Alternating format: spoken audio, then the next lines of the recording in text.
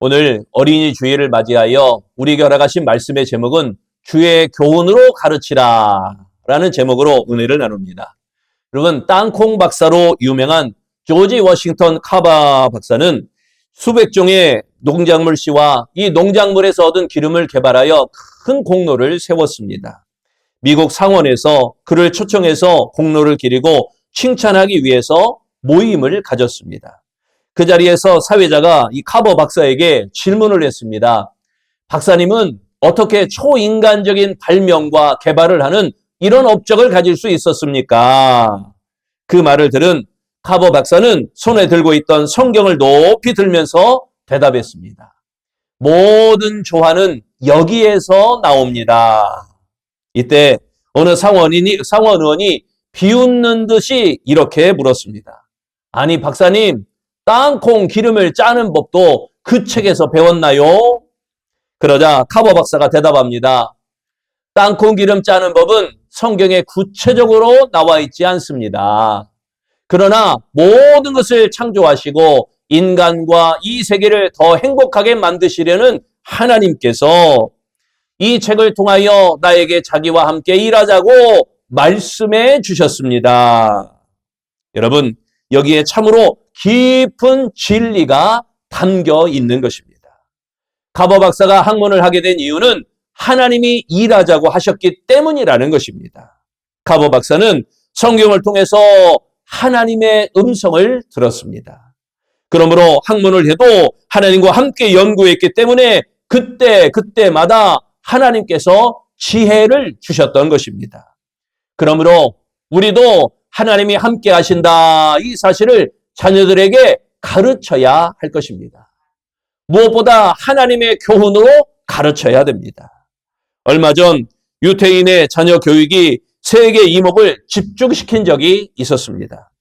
노벨 평화상을 수상한 사람 가운데 24%가 4명 중에 1명이 유태인이며 미국 사회의 저명한 교수들 가운데 30%가 10명 중에 3명이 유태인이라는 그런 조사가 있었습니다.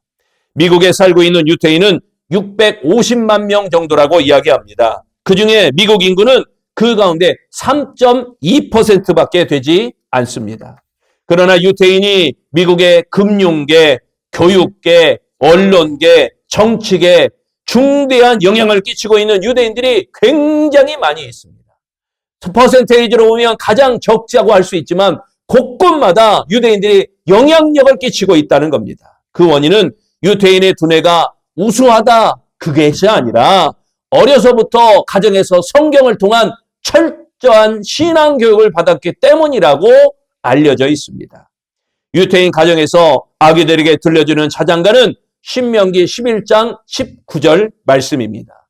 또 그것을 너희 자녀들에게 가르치며 집에 앉아있을 때이든지 길을 갈 때이든지 누워있을 때이든지 일어날 때이든지 이 말씀을 강론하고 이 말씀처럼 성경을 읽어주는 것이 유태인들에게 자장가입니다. 우리나라는 아기들이 처음으로 하는 말이 뭘까요? 맘마 또는 엄마 대부분 이 말을 제일 먼저 합니다. 왜 그런가요?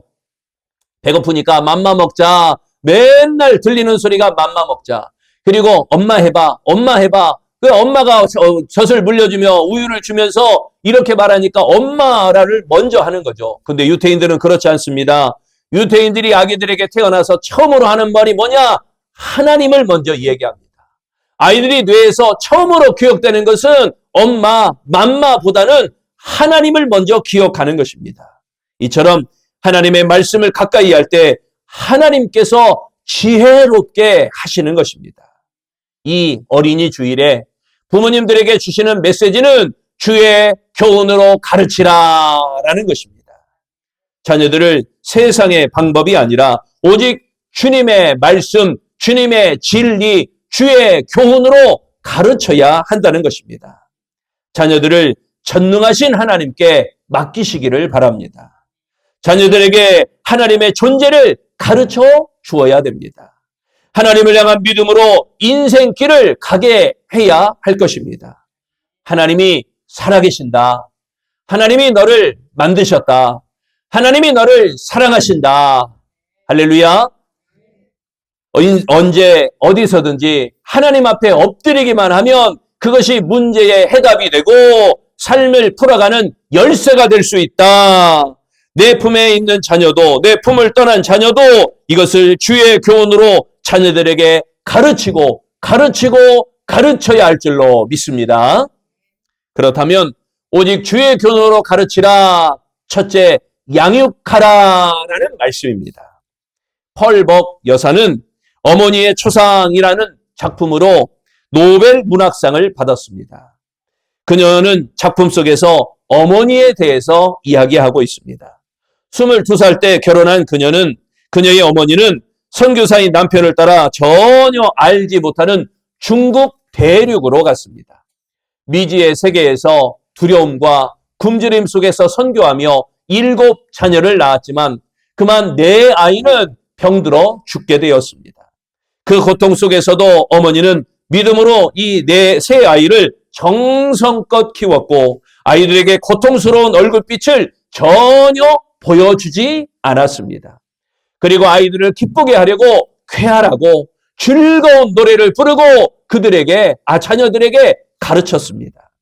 잡지나 책에서 재미있는 그림들을 오려다가 아이들의 방에 붙여주었고 오직 아이들과 함께 즐거운 이야기와 즐거운 노래를 불렀습니다. 그리고 아이들에게 하나님의 말씀을 들려줍니다. 아이들이 잘못하면 엄격하게 훈계하고 매를 들기도 하였습니다. 아이들은 그것이 사랑의 매라는 것을 알았습니다. 이러한 어머니의 밝은 얼굴 때문에 어머니가 괴로워한다는 걸 전혀 몰랐다고 합니다.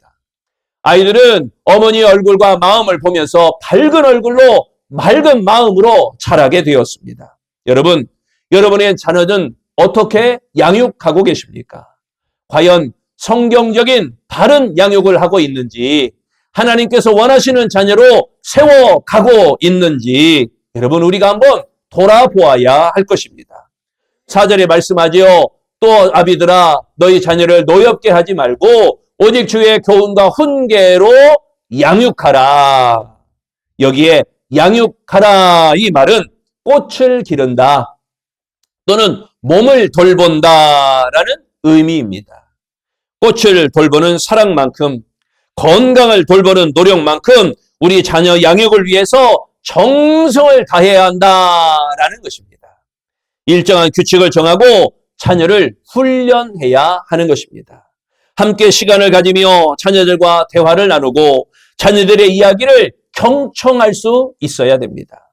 무엇보다 실제적으로 삶에서 자녀 양육을 오직 주의 교훈과 훈계로 양육하는 하나님의 사람들이 되시기를 축복합니다. 일정한 원리, 일정한 규칙, 일정한 기준이 없으면 사람의 뜻대로 자녀를 양육할 수밖에 없습니다. 인간이 보기에 좋은 대로, 사람이 보기에 좋은 대로, 사람이 보기에 그럴듯한 대로 그렇게 갈 수밖에 없습니다. 부모의 주장, 부모의 욕심, 부모의 큰 소리로 가르치는 것, 이게 옳은 방법이 아닙니다.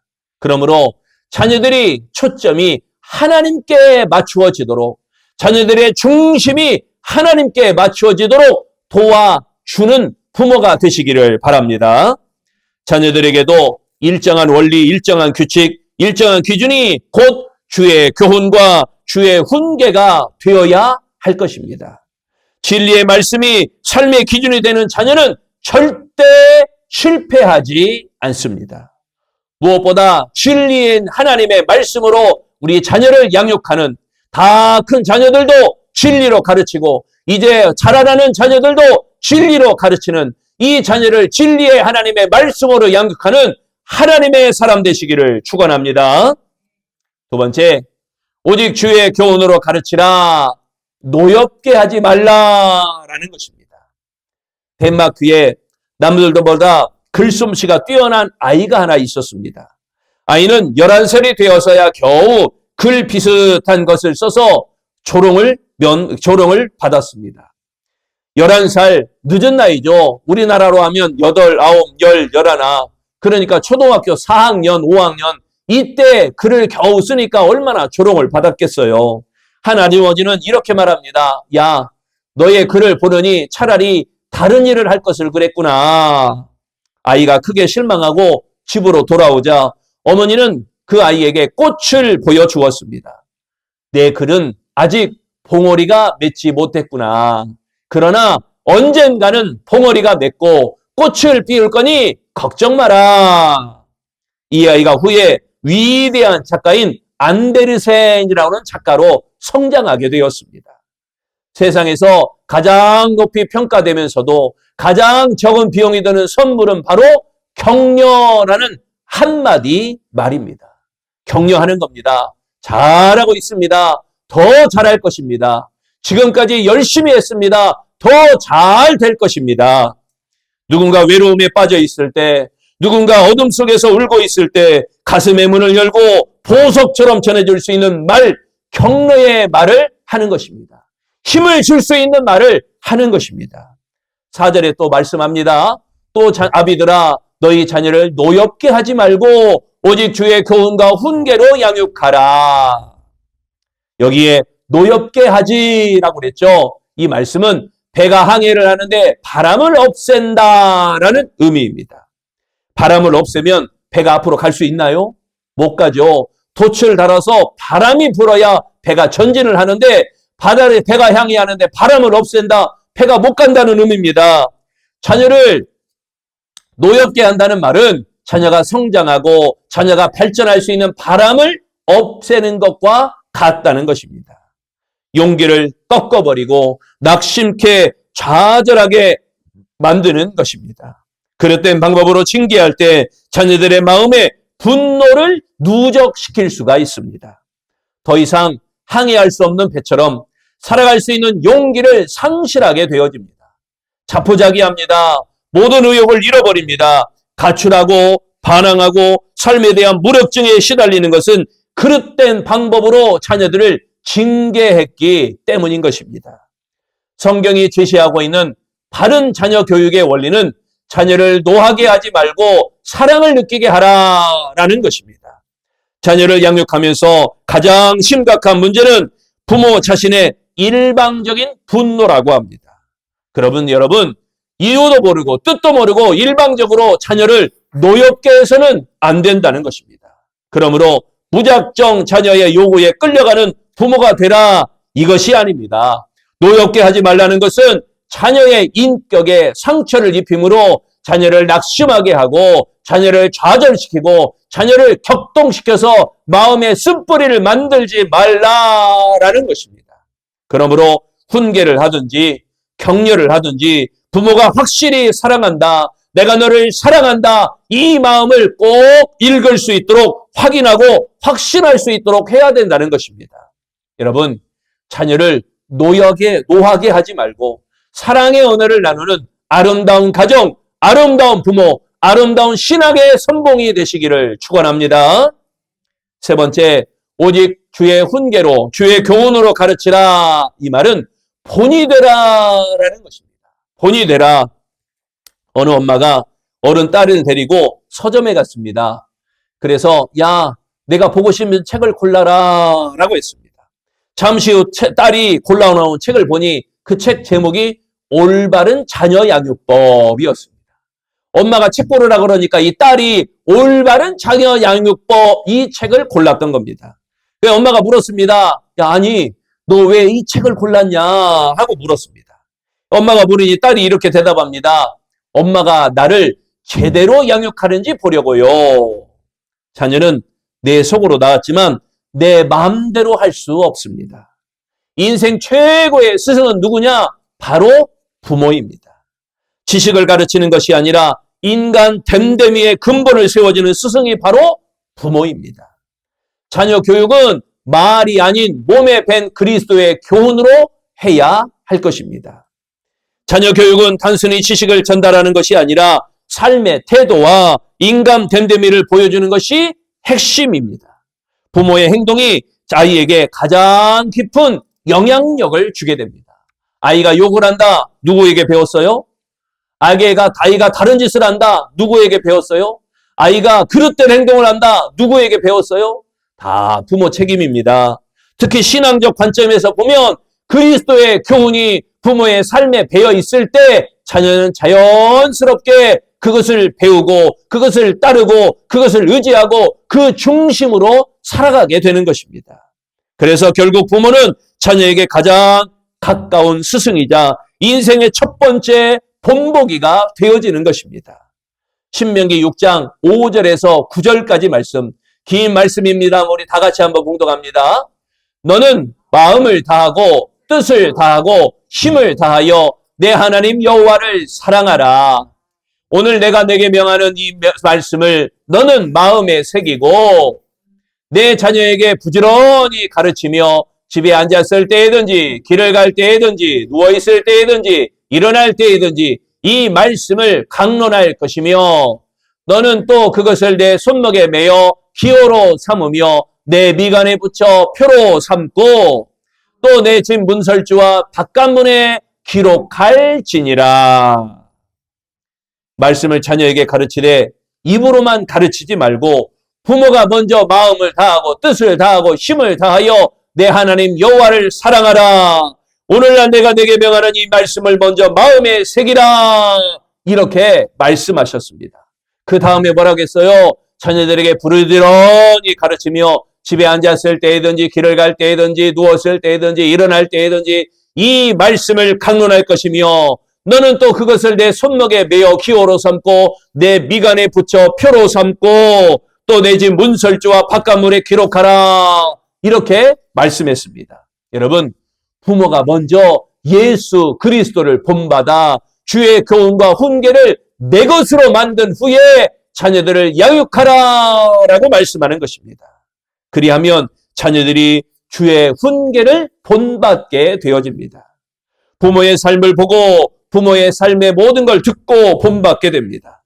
자녀들이 이렇게 자라면 하나님의 넘치는 사랑과 하나님의 인도하심을 받는 그런 하나님의 사람, 하나님의 자녀들이 되어지게 될 것입니다.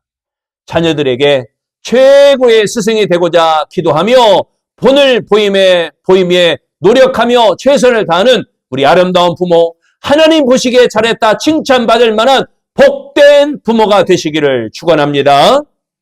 여러분 잘 아시는 철학자 소크라테스, 이 소크라테스가 늙고 병들었을 때 제자들로부터 부탁 하나를 받았습니다. 스승님, 마지막으로 가장 소중한 메시지 하나만 들려주십시오. 그러자 이 소크라테스는 눈을 지그시 감은 채 이렇게 말했습니다. 아테네 산꼭대기에 올라가서 시민을 향해 간절히 외치고 싶은 말이 하나 있다. 스승님, 그 말이 무엇입니까? 늙은 스승은 큰 소리로 대답했습니다. 사람들이여, 재물을 모으는 일에만 충실하지 마시오. 그것을 물려받을 아이들에게 좀 더 많은 사랑과 정성을 쏟으시오. 이것이 내 일생을 통해 얻은 가장 귀한 교훈입니다. 사랑하는 성도 여러분, 맡겨진 자녀를 하나님의 것으로 가르쳐야 됩니다. 자녀가 자랄 때뿐만 아닙니다. 이미 결혼을 해서 출가한 자녀들이든지 아니면 장성하고 성장한 자녀들이든지 언제나 자녀들에게 교육하는 건 마찬가지입니다. 그러므로 나에게 맡겨진 자녀, 하나님이 나를 통하여 허락하신 자녀에게 하나님의 것으로 가르치는 건 당연한 일입니다. 하나님의 마음으로 양육해야만 합니다. 하나님의 사랑으로 징계하고 교훈하며 그들에게 용기를 줘야 됩니다. 그러면 하나님께 쓰임받는 하나님의 능력을 얻는 하나님 앞에 승리하는 자녀들이 되어질 줄로 믿습니다. 그리할 때 자녀들이 하나님의 자녀로 양육되게 될 것입니다. 부디 자녀를 노엽게 하지 말고 하나님의 사랑으로 가르쳐야 됩니다. 그리고 자녀들에게 신앙의 본, 믿음의 본, 예배의 본, 기도의 본이 되는 자녀로 양육하시기를 바랍니다. 그렇게 주의 훈계와 주의 교훈으로 양육하는 우리 아름다운 성도, 복 있는 부모, 하나님의 보실 때 잘했다 칭찬받을 만한 잘 양육하는 복된 부모들이 되시기를 축원합니다. 기도하겠습니다. 주님, 어린이 주일을 통하여 주의 말씀을 마음에 새깁니다. 우리 자녀들을 하나님의 자녀로 양육하게 하시고 우리 자녀들을 노엽게 하지 말며 하나님의 사랑으로 가르치게 하시며 우리 자녀들에게 신앙의 본을 보이도록 예배의 본을 보이며 기도의 본을 보이며 찬양의 본을 보이며 섬김의 본을 보이며 사랑의 본을 보일 수 있는 본을 보일 만한 부모가 되어지도록 축복하시어 솔선수범하는 복된 부모들이 되게 하여 주옵소서. 그리하여 이 모든 것이 주의 훈계와 주의 교훈으로 양육하여 우리 자녀들이 주님께서 양육하시는, 주님께서 훈계하시는, 주님께서 키우시는 복된 자녀로 그들의 앞길에 시온의 대로가 열려지게 하시고 그들을 축복의 길로 나아가게 하시며 반드시 승리하는 복된 자녀들이 다 되어지도록 축복하시기를 예수님의 이름으로 기도합니다. 아멘.